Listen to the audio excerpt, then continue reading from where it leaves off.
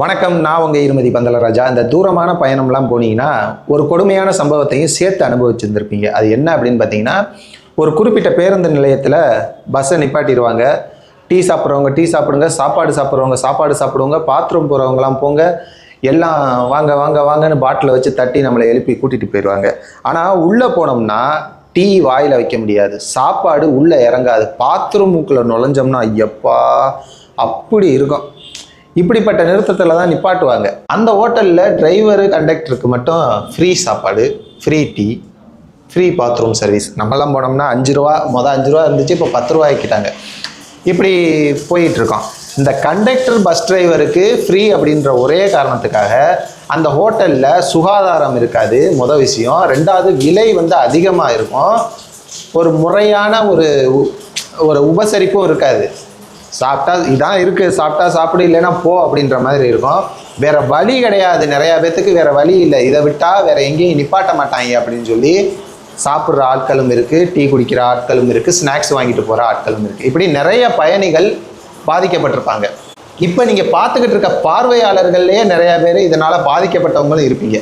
இதை நான் ஏன் சொல்கிறேன் அப்படின்னா, நேற்று ஒரு சம்பவம் நடந்திருக்கு. என்ன அப்படின்னா, கோயம்புத்தூர்லேருந்து கரூர் வர்ற வழியில் தேசிய நெடுஞ்சாலையில் ஒரு ஹோட்டலில் அரசு பேருந்தோட கண்டக்டரும் டிரைவரும் சாப்பிட்றதுக்காக பேருந்தை நிப்பாட்டியிருக்காங்க. அங்கே சாப்பிட்ட பயணி ஒருத்தர், இங்கே சாப்பாடு நல்லாவே இல்லை, இங்கே எதுக்கு நிப்பாட்டுறீங்க அப்படின்னு கேள்வி கேட்டிருக்காரு.